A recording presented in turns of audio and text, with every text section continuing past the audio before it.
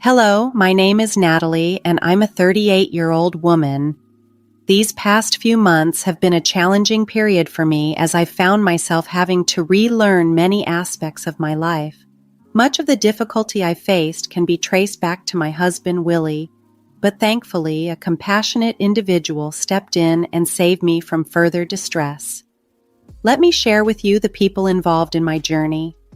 First, there's my sister, Lori.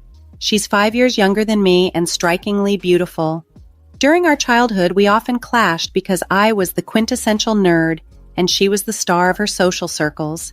She tended to tease me, and there seemed to be an underlying jealousy driving her actions. Our mother tried to bridge the gap between us, but it was to little avail. Our communication dwindled when I went off to college. However, as I entered adulthood and Lori reached her late teens, we began to reconnect. Over time, our relationship improved slightly, though it never became particularly close. Despite this, I came to accept the level of connection we achieved. Now, regarding my ex-husband, Willie, we initially met at work and quickly hit it off. After dating for 4 years, we decided to get married. Together, we purchased our first home. Since I was the higher earner, the mortgage and house deed were in my name. A couple of years into our marriage, Willie broached the topic of starting a family. He approached it gently, hoping I'd keep an open mind. "Honey, I've been thinking," Willie began. "We've been together for a while now, and maybe it's time we thought about having a family of our own." I knew this conversation was coming. "Willie, you know my reservations," I responded. He nodded. "I understand, but think about it. We're stable, and it could be wonderful to see mini versions of us running around." I sighed. "Yes, but raising children is a massive commitment and responsibility." Willie smiled. "And who is more hardworking and responsible than us?" This brief overview captures the essence of my current life situation and the people who have played significant roles in it. Despite my reservations about starting a family, I found myself giving in to Willie's persistent requests. We first welcomed a son, and 4 years later, a daughter into our lives. Initially, Willie was a supportive partner, but it wasn't long before the dynamic drastically shifted. Suddenly, the full weight of our home life, including the care of our children, fell on my shoulders. After our first child was born, Willie's career leaped forward with a promotion, and he began to out-earn me. He suggested I leave my job to focus on our family. I was reluctant, but the ongoing pressure made me relent, and I settled into my new role as a full-time parent. To stave off boredom and maintain a connection to the outside world, I started hosting dinner parties. These gatherings became a cherished part of my routine, often including my mother, sister Lori, and my mother-in-law Amanda, especially when she was in town. This new chapter of my life brought its comforts. I cherished the extra time with my children and the visits from family members. My relationship with Willie seemed stable, even though a traumatic birthing experience with our second child had left deep scars, affecting how we related to each other. However, just when I thought I had adjusted, a disturbing discovery shattered my sense of stability. One day, while tidying up our bedroom, I found a pair of women's underwear that definitely were not mine. The sight of them made my heart drop with a mix of shock and sadness. Had I become insufficient for Willie? The timing was particularly painful. I was still in the throes of recovery from our second child's birth. Not even a year passed, and was seeing a therapist to work through my postpartum challenges. Despite making slow progress, the realization that Willie might be unfaithful felt like a massive setback. Filled with a mixture of anger and betrayal, I needed answers. I snapped a photo of the underwear and sent it to Willie, asking for an explanation.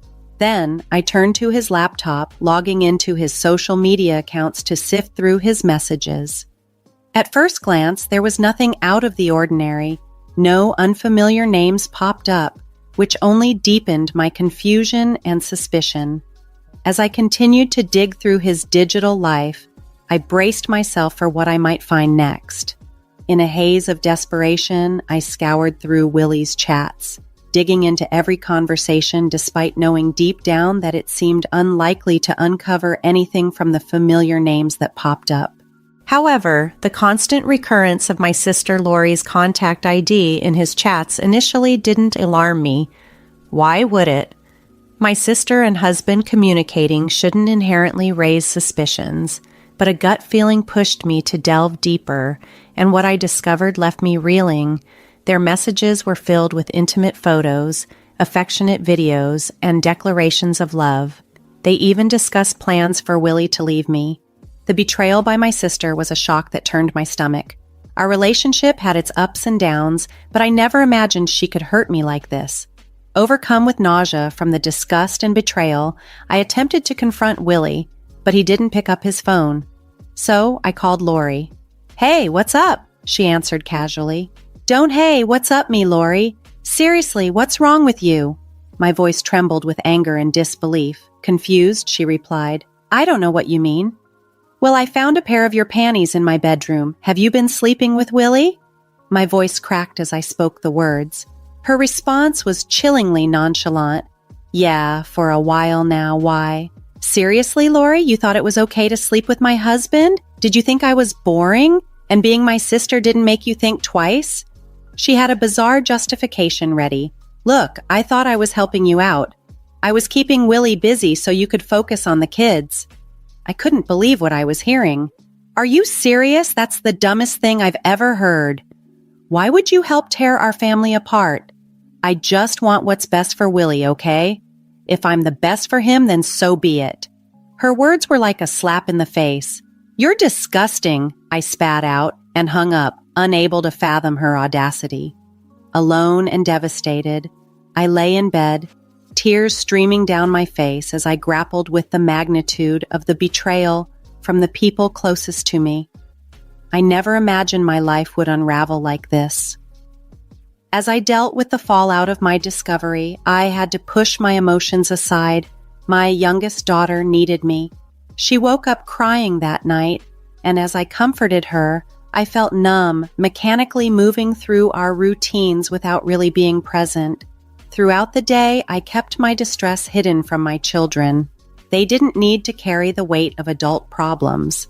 I picked up my older child from school, prepared dinner, and answered their innocent questions about their dad's whereabouts, with a fabricated story of him working late. As the evening wore on, my initial anger shifted to concern. It was nearing 10 p.m., and there was still no sign of Willie. I called him repeatedly, but he didn't answer. Desperation led me to dial my sister, but she too remained unreachable. Exhausted and overwhelmed, I finally fell asleep, clinging to a sliver of hope that this was all just a nightmare. Morning brought a harsh reality. Willie's absence was glaringly obvious. His belongings were missing from our bedroom. A quick check confirmed my worst fears. Most of his things were gone from our home. He had left in the night without a word, without any attempt at closure. Stunned and heartbroken, I knew I had to prioritize my children. I got them ready, dropped the eldest off at school, and took my youngest to my mother's house. My mom immediately sensed that something was amiss, given my distant demeanor. I struggled to keep up the facade as the morning progressed. The thought of raising 2 children on my own loomed large, and every time I snapped back to reality, the enormity of the situation weighed heavily on me. Eventually, my mother's patience wore thin. "Okay, I've had enough of your silence. What's going on?" she pressed.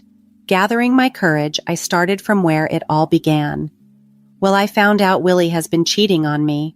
Her shock was palpable. "What? How do you know?"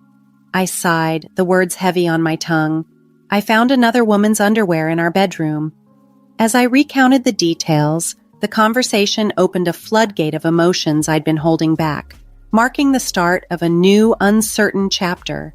When I confronted Willie about the unfamiliar underwear, he didn't respond, and then he just left. "He left? What do you mean?" my mom asked, bewildered.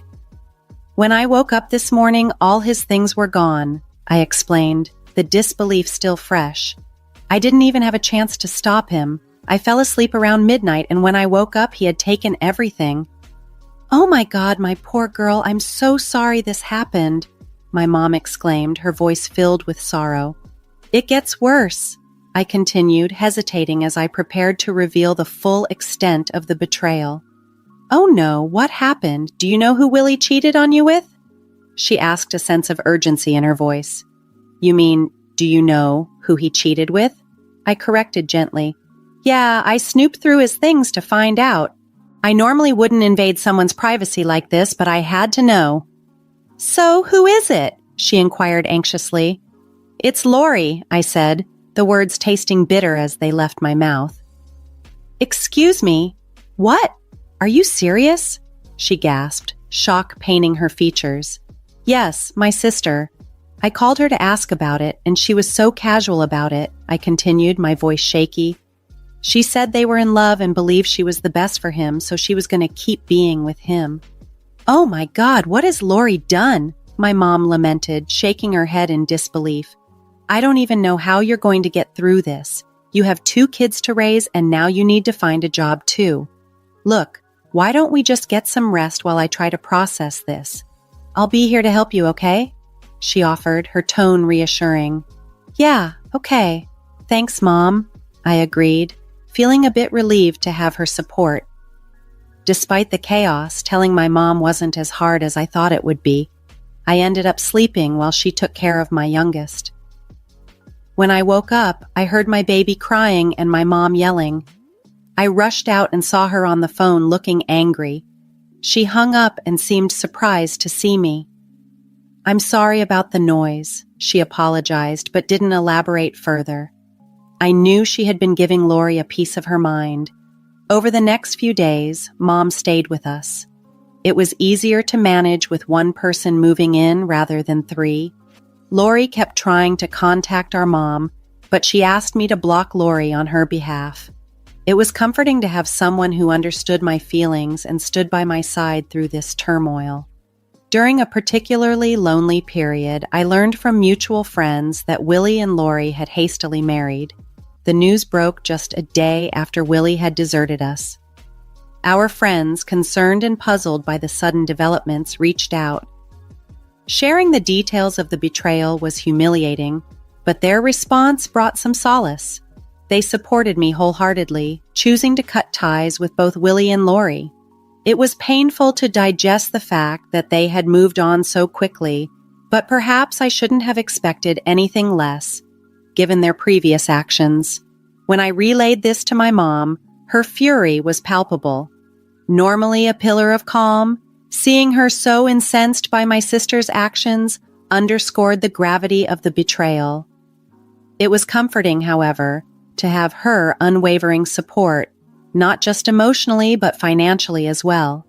She went above and beyond, assisting me in securing job interviews to help regain my financial independence now that Willie was no longer there to hinder my career.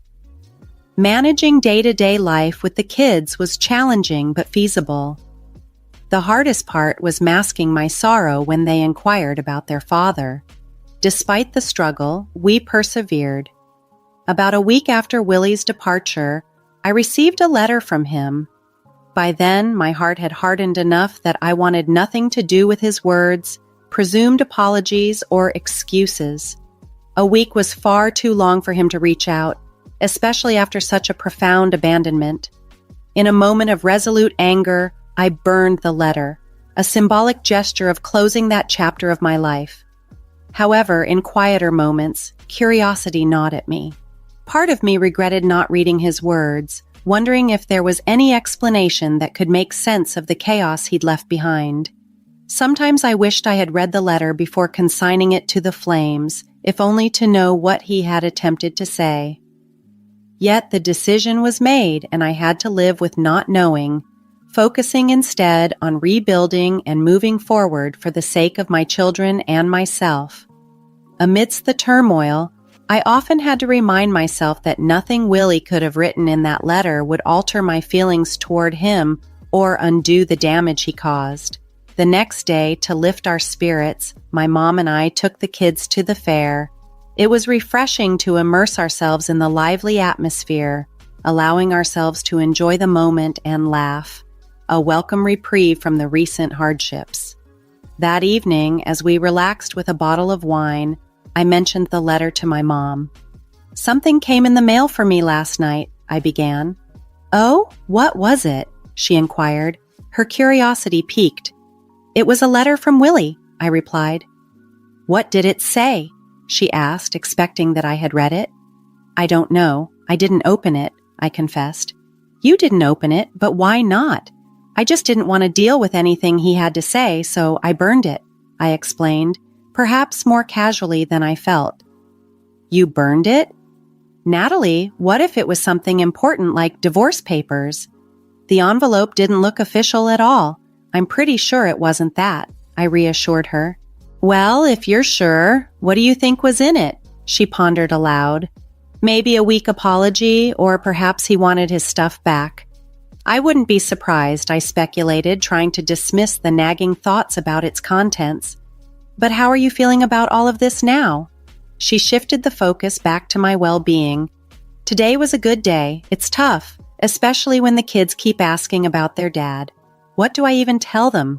I admitted, the weight of the situation momentarily clouding the day's joy. "It's slowly getting better, but only a little," I added. "As long as it's improving, I'm always here for you, and just so you know, I'm planning to cut ties with your sister. Everything I have will go to you and the kids," she stated firmly. "Oh, Mom, that means a lot. But are you sure? Lori is still your daughter," I reminded her, recognizing the magnitude of her decision. "I know you and Lori had your differences, but what she did is unforgivable. I raised both of you better than this, and Lori didn't care," she said resolutely. "She's no longer my daughter in my eyes." It was a harsh stance, and while I understood her position, I knew how difficult it must have been for her to arrive at this decision. Lori was still her child, and disowning one's child is a heart-wrenching choice to make. I felt a mix of gratitude and sadness, knowing the depth of my mother's support and the painful sacrifices it entailed. The thought of ever disowning my own children was unimaginable, and it only made me appreciate my mom's support even more. She was willing to make such a difficult decision for my sake, which filled me with gratitude. 5 days later, a sudden knock on my door interrupted the quiet routine I had settled into.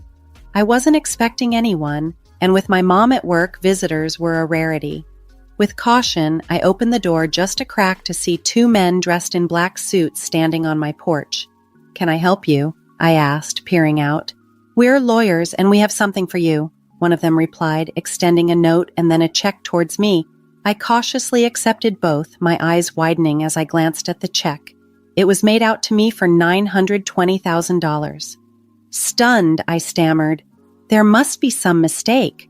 "There's no mistake," they assured me, urging me to read the note. The note began with the words, "Thank you for saving me."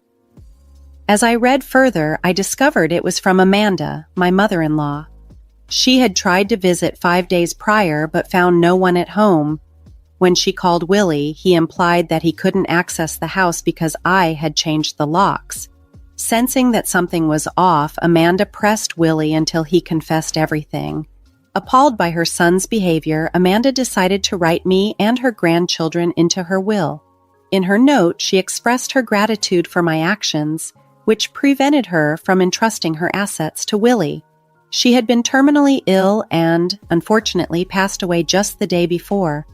Her final wish was to ensure that her daughter-in-law and grandchildren were well looked after. Tears streamed down my face as I absorbed the contents of the note. Amanda's unexpected kindness and the profound loss of such a supportive figure overwhelmed me. It was a bittersweet moment, realizing the extent of her faith in me and the magnitude of her final gesture. Amanda was an exceptional woman, known for her integrity and fearless spirit. This trait often put Willie on edge, but to me, it was a source of immense comfort. She remained steadfast, offering her unwavering support right until the end. Not long after Amanda's passing, Willie reached out over the phone. I expected an attempt at reconciliation, but I chose to listen nonetheless. "What's this all about?" he blurted out, wasting no time.